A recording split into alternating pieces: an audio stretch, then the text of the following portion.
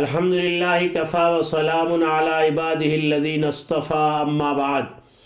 ناظرین اور قارئین کرام، اس وقت میں اس مختصر سی محفل میں ایک پیغام آپ تک پہنچانا مقصود ہے۔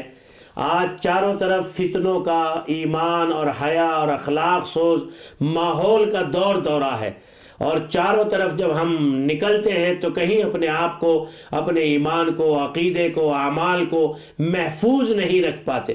ایسے حالات میں نبوی حل کیا ہے؟ ایک صحابی رسول حضرت نبی پاک علیہ السلام کی خدمت عالیہ میں حاضر ہوتے ہیں اور عرض کر کے پوچھتے ہیں، اللہ کے رسول، جب فتنوں کا ماحول ہو اور چاروں طرف اللہ اور اس کے رسول کی بغاوتوں کا کھلا اعلان کیا جا رہا ہو، میرے محبوب مجھے بتائیے کہ میں اپنی زندگی کو، اپنے ایمان و عمل اور عقیدے کو کیسے محفوظ کروں؟ یہ بات سن کر اللہ کے نبی صلی اللہ تعالیٰ علیہ وسلم نے ان صحابی رسول کو جو نصیحت فرمائی ہے، ان نصیحت کا خلاصہ میں آپ کو بتاتا ہوں۔ آپ نے فرمایا، املک علیک لسانک، اپنی زبان کی طرف اشارہ کر کے آپ نے فرمایا، اے میرے صحابی، اپنی زبان پر کنٹرول رکھنا، وہی بات بولنا جو یا اللہ کا ذکر ہو، یا تیرے اور تیرے گھر والوں کے لیے مفید ہو، یا انسانیت کے لیے مفید ہو، لا یعنی باتوں سے اپنے آپ کو بچانا۔ فرمایا املک علیک لسانک۔ دوسرے فرمایا ولیسعک فی بیتک، اپنے وقت کو اپنے گھر میں، اپنے کاروبار میں، اپنی مشغولی میں لگائے رکھنا۔ زائد ٹیش ٹالوں پر، چوراہوں پر اور فضولیات اور غفلت کے مقامات پر اگر اپنے آپ کو لے جا کر کے بٹھائے گا تو اس ماحول کی زد تیرے اوپر لازمی طور سے پڑے گی۔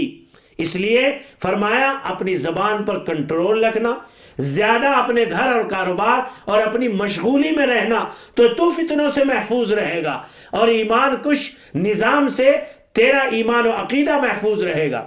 فرمایا تیسری نشانی کے طور پر اور تیسرے عمل کے طور پر وَلْيَبْكِ عَلَىٰ خَطِيئَتِكَ، اور تنہائیوں میں جو تجھ سے اللہ کی نافرمانیاں ہو جائیں ان نافرمانیوں پر آنسو بہانا، توبہ کرنا اور استغفار کرتے رہنا۔ وَلْيَبْكِ عَلَىٰ خَطِيئَتِكَ، اگر ان تین باتوں پر عمل کرے گا تو زمانہ چاہے لاکھ فتنوں سے، لاکھ مخرب اخلاق اور لاکھ جو ہے عریانیت اور فحاشیت اور ننگے پن سے بھرا ہوا ہو، لیکن تیرے ایمان کو متزلزل نہیں کر سکتا۔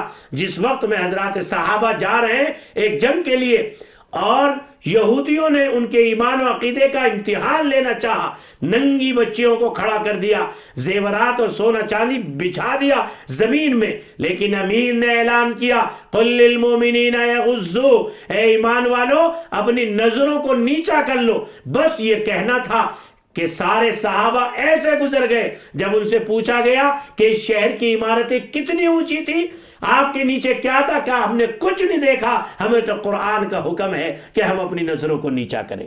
اس لیے ہم فتنوں سے محفوظ اسی وقت رہ سکتے ہیں جب اپنی زبان کو کنٹرول میں رکھیں، اپنی ذاتی مشغولی میں مشغول رہیں اور یا اللہ کے دین کے تقاضوں میں مشغول رہیں، اور تیسرے فرمایا کہ تنہائیوں میں اللہ سے ہمارا تعلق استوار ہو اور ہم توبہ اور استغفار کا اہتمام کریں۔ وآخر دعوانا ان الحمدللہ رب العالمین۔